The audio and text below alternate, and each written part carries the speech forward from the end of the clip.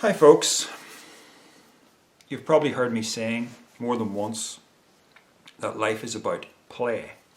There's even a chapter in my book called Life is Play. The reason I say that is because life doesn't last. The world doesn't last, the universe doesn't even last. So if that's the case, it can't really be serious. Nothing you do can really ultimately be serious because everything you do must come to nothing. Even if it benefits the next generation and the generation after that, eventually it all amounts to nothing. So that's not to say that you shouldn't do things that are beneficial to humankind. Quite the opposite, in fact. So what I'm really wanting to say here is that not all forms of play are equal. So do you want to be like the kid who won't let anybody else play with his toys? You know? No, that's not going to be conducive to your personal happiness. So you've heard me in recent videos talk about dopamine and how we're all dopamine addicted due to the way we use technology these days, in particular mobile phones and social media. Everybody's chasing the likes, chasing the little notification bell that gives you a little dopamine hit in your brain. Dopamine's just the pleasure chemical, and you get that little release. So people are addicted to this technology, and you can be addicted to video games too, or pornography or whatever. It's an absolute minefield. Much as I love technology, there's a whole dark side to it that people don't even see as a dark side. I was standing in a queue at the post office the other day, and there was a little kid who couldn't have been more than 5 years old, scrolling away on a smartphone, and I thought, his parent is clueless. And then just this evening, as I was cycling around here, I passed by two girls who were sitting by the side of the cycle path, side by side, totally ignoring each other, faces down in their phones. And then I encountered a woman with her dog. Her back was to me, but I could see the bowed head posture, and I knew, and sure enough, as I passed her by, she was staring at her phone. Addiction. So we're obviously chasing happiness, right? But we don't find it via dopamine. And we need to realize that we don't find happiness via dopamine. And where do you find it? And in a nutshell, service. Right? Being of service to others. That's the lesson that I have learned in life, that there are moments when I feel a very deep sense of contentment that has nothing to do with some kind of temporary chemical release in the brain. A deep sense of contentment that seems generated by the love I have shown for certain people. I don't want to go into any details, but the more you love, the more content you are.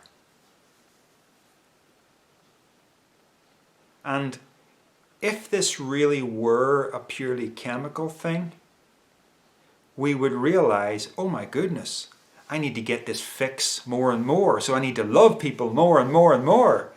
Notice that doesn't happen. It's actually pretty hard to love people. And by love I mean, the absence of self.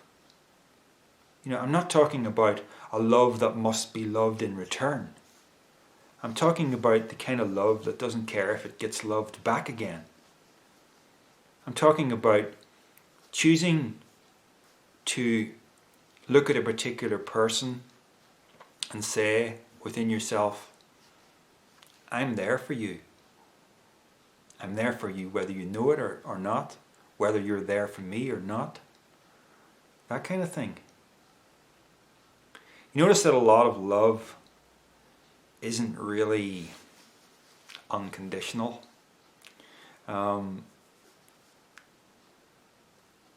relationships, it's like relationships of a romantic nature can very easily devolve into one person being very hurt because the other person isn't paying him or her enough attention, this kind of a thing. I'm talking about a love that doesn't need attention, a love that is ready to sacrifice. You're all wondering who the heck I'm talking about, aren't you? Because I'm a single guy, I am. But let's keep that abstract.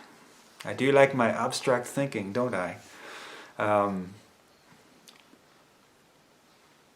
There are just times when you can do something for somebody and you experience a state of mind that, for want of a better word, I would call grace.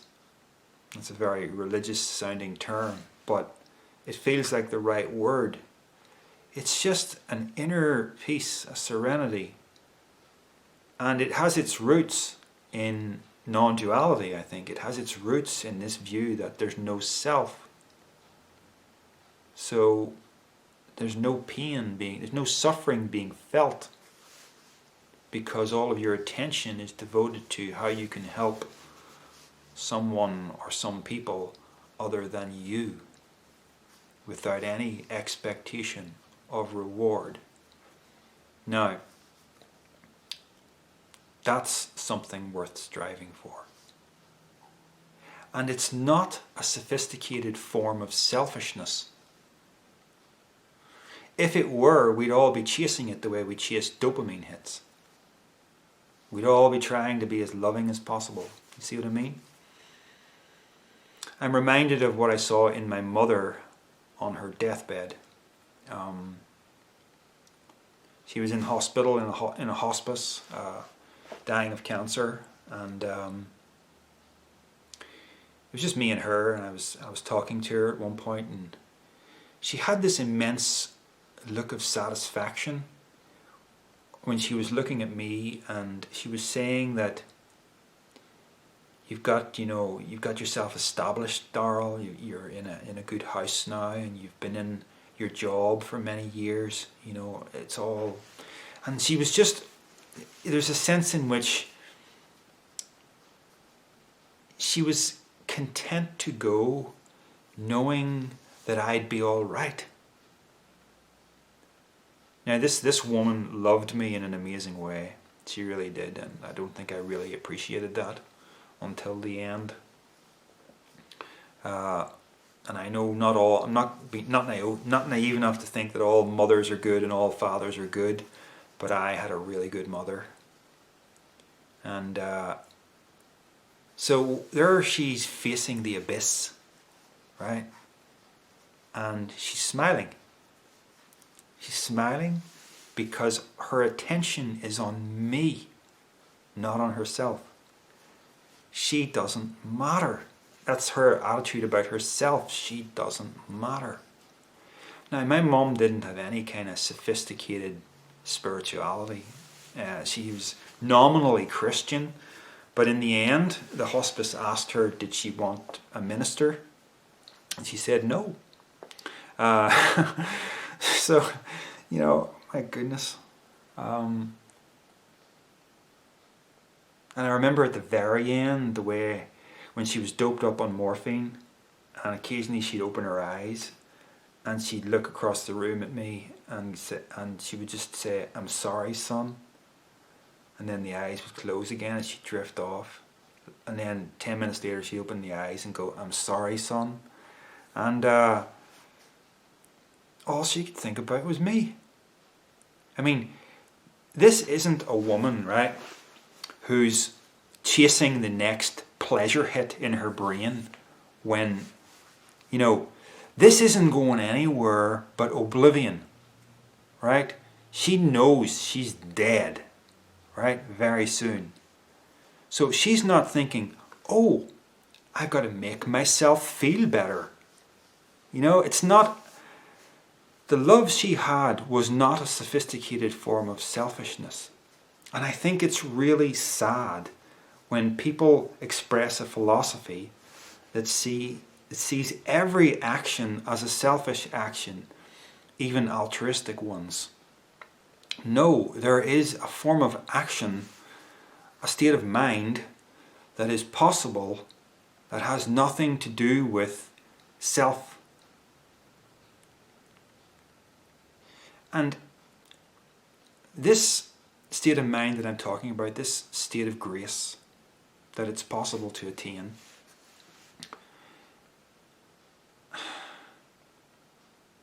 it's not... Oh, I'm losing my train of thought. I don't know. Anyway, maybe it'll come back to me. What I wanted to talk about in this video, as well as what I am talking about, is Blade Runner. Right? What are we talking about now? Blade Runner? Right. Bear with me here. Blade Runner, particularly Blade Runner 2049, is, I think, a very spiritual film. And I didn't pick up on this on my first watch, didn't even pick up on it in the second watch. But I picked up on it, and I can't take the credit for this. I was watching a critique video of Blade Runner 2049 that made me realize there is considerable depth to this movie. Now, the original Blade Runner, there's going to be spoilers here, by the way, for those who haven't seen the two movies, but that's unavoidable, I'm afraid. So if you want to watch those movies, you should probably switch off. But anyway, the first Blade Runner. Roy Batty and the other replicants, they were built with a very limited lifespan. Was it 5 years or something like that? So the movie had this existential thrust, which was, I need to keep living, I need to keep living, I need more time. Right? And I remember as an atheist back in the day, when I watched this, Blade Runner always carried this strange sense of depression to me. It had this wonderful, wonderful aesthetic about it, and with that, you know, that incredible Vangelis music score as well, and the cityscape where technology had sort of destroyed the ecosystem, but it was still so beautiful in that sort of neon way. But anyway, think of Ray Batty, right? And think of him towards the end. And he has that speech on the rooftop with Rick Deckard where he said he's thinking back over his life and his memories. And he says, all those moments will be lost in time like tears in rain. Yeah, there's this whole, you know, this sense of striving to keep living and then the loss of it all, right? And Blade Runner was a bit difficult for me as an atheist. I had a bit of a love-hate relationship with it. But I love it quite a bit now, I do, because I think it touches a real existential nerve there. But it's not until Blade Runner 2049 that we kind of get another side to this that's much more positive. Now, Blade Runner 2049 centers around the replicant called Joe. Now, he's not called Joe, he's called, I forget he has some kind of designation, I forget what it is, but his virtual girlfriend, I think, if I remember correctly, names him Joe, which is probably a significant choice of name, you know, the idea of an average Joe. He's a nobody, really. He's somebody who's frowned upon because he's not truly human. At least that's not the way people look at him. He was grown. He's a replicant, right? So, over the course of the story, we learn that Rick Deckard from the first movie, who is also a replicant, we discover, he married Tyrell's daughter Rachel, who is also a replicant. Now, replicants are not supposed to be able to bear children, but they had a child together. And this child is the biggest threat to the human race because the replicants are stronger and better than humans. So if they can breed, it's the end of us, really. But so the quest is to find the child of Rick Deckard, and Joe comes to believe that it's him. He's the child, because he's got these memories that are very particular to the story. Now, in a curious turn of events, which is very unlike Hollywood to do, we learn that Joe isn't the child. And he has to go through a whole, it's like, it's not me after all. I really am just nobody. Now, mostly what we see out of Hollywood is, the underdog discovers that they're brilliant. So many times I watch a trailer and I'm going like this, because it's like the attitude of the hero or the heroine is just get out of the way of my awesomeness. It's just horrible. So this is the totally opposite story of that. This is a guy who starts off as a nobody, comes to the verge of believing that he really is somebody special, and then gets all of his hopes crushed. No, you're not special. Symbolically speaking, it's the death of the ego we're talking about here, right? Now, here's where the movie gets really interesting. What does Joe do after this discovery that he is nobody? Right?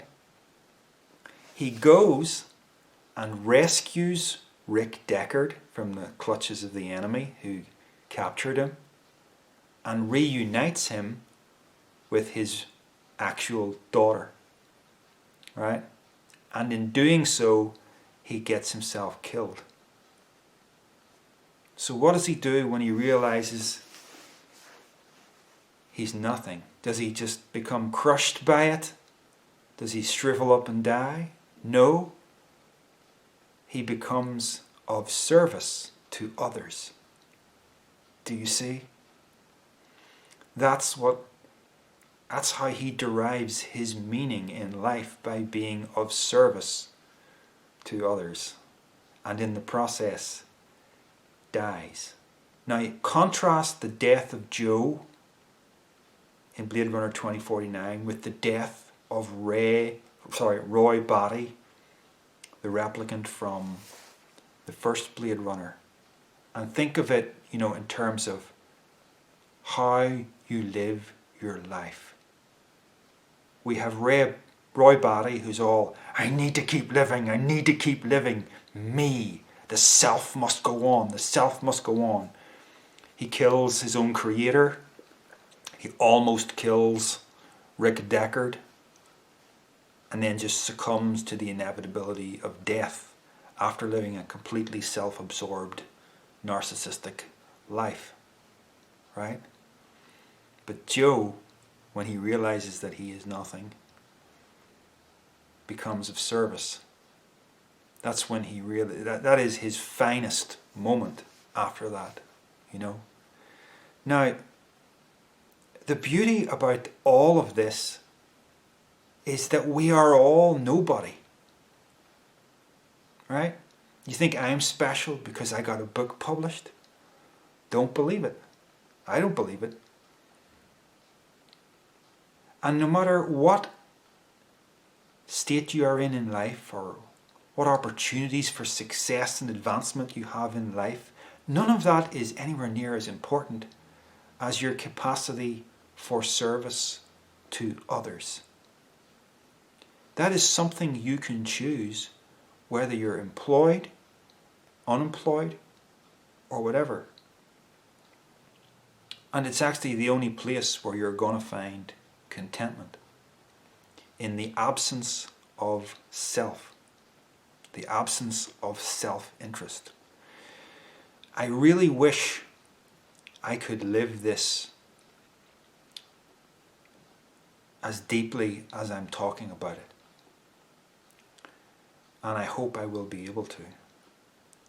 And it's all, I really think, to get a little bit metaphysical on you towards the end here, I really think it's all captured by that view that underneath the surface of everything is love.